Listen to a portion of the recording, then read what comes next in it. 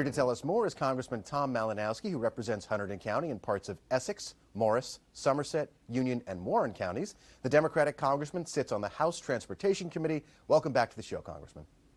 Thank you so much, Alex.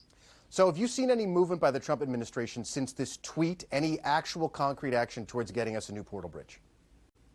Actually, we saw movement well before the tweet, which is what makes me confident. We got a very high rating from the Department of Transportation. And in fact, money was already released to Amtrak to start work on the bridge. So really the tweet from the president, I breathed a sigh of relief, not because he was okaying the Portal Bridge. It was already okayed. It was more that he was saying that he was not going to undo the decision that the Department of Transportation already made. So I think we're in the clear. This is something I've been fighting for since the day I got sworn in. It is the first stage of the Gateway project, and now we got to get the tunnel approved too. Now, and I know that you and other members of the congressional delegation have been talking about this strategy to sort of split up Gateway as opposed to all at once. And do you feel like that's going to be successful? Do you feel like you would move on to another piece of it next? Well, the next piece is the Hudson Tunnel, and that can't be split off. That's the one Trump knows about. I actually think we got this. We sort of snuck this past the president by making it about some obscure, from his point of view, bridge in New Jersey. The tunnel is what he has held hostage all along.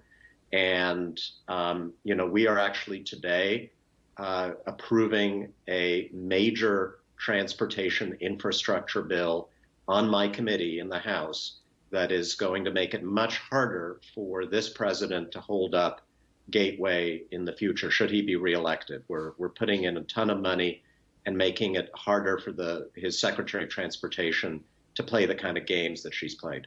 I want to turn to these protests that have taken place in the wake of the death of George Floyd. You were critical of a decision to send 85 members of the New Jersey National Guard to Washington, D.C. You tweeted that New Jersey should have nothing to do with this. Did Governor Murphy make a mistake sending those National Guard members to D.C.? What I'm critical of is the use of our military, or in this case, National Guard, commanded by the U.S. Army to police dissent in America. What happened in front of the White House was a major transgression, using National Guard to put down a peaceful protest so that the president could cross the street for a photo op at a church was unbelievably outrageous. And the military, our senior commanders, including General Milley, deeply regret their involvement in this. They've, I think, made it very clear to the Congress it's not going to happen again. Fortunately, the New Jersey Guard troops were not involved in that incident. But look, all I can say is I'm really glad they're home. We should have nothing to do with that. And of course, in New Jersey, these overwhelmingly mostly peaceful protests have taken place, and they have attracted some supporters from the Republican side, including your likely opponent in November, Republican State Senator Tom Kean. I want to read you something that Senator Kean wrote in an op-ed. He said, "I know that step one is acknowledging the problem, and so I want to say outright that Black Lives Matter, that George Floyd's murder was gut-wrenching and an abuse of power, and we must work together to end systemic racism in this nation." What's your reaction to Senator Kean? One is meaningless if you don't take step two and tell us what you're going to do about it.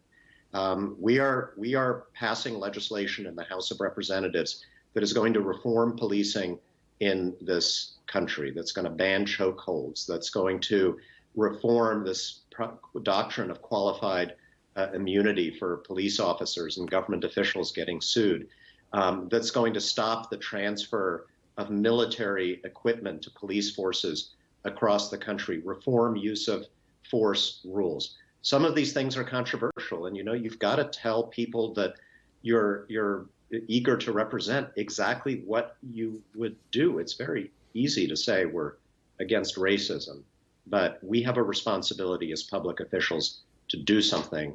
I've been very clear about what I am prepared to do. And there's an issue that I know that you've been on top of since you entered Congress that we've talked about before, and it's the fight against white supremacy.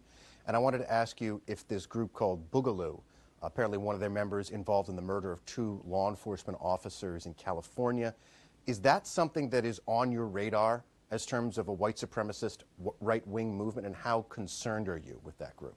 I've been concerned about that since day one. Last year, you and I have talked about this. I got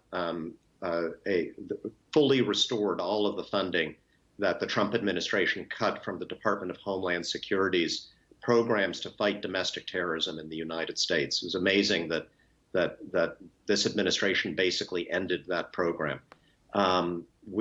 These guys really concerning because they were military, and we've been working to try to ensure that recruits to our military are more carefully vetted against participation in extremist, including white supremacist groups. Last year, the Republicans in the Senate mysteriously dropped a provision from the National Defense Bill that specifically mentioned vetting white nationalists who may be trying to join the military to get training that they might then use, in this case, to kill police officers. That's something we cannot have in this country. It is a major threat. And do you worry about them growing in strength? Do you worry about that connection to the military? And what could you do about something like that other than just, more vetting? Well, that is part of it. We need to empower our law enforcement agencies, both at the federal level and at the state level, to be able to detect this kind of activity before there's violence. We need much more pressure on our social media companies to stop the spread of the hatred online that serves as the recruitment mechanism for these organizations. And then, you know what? We need leaders in this country who are going to stand against it. Something else happened today that's just extraordinary to me. Facebook had to take down an ad that was placed by the national Trump presidential campaign because it used Nazi imagery. The upside down red triangle you're talking about, right? The red triangle. This is basically a mark that was placed on political prisoners at Auschwitz and other concentration camps. And this stuff percolates in the subculture of the far right and makes its way into the campaign of a president running for re-election. The fact that you and I are actually talking about this, it's bizarre that we have to, and yet we have to. This is where we are as a country. These subtle signals sent from the very top to armed extremist groups in our country, that finally there's somebody who understands them and speaks their language.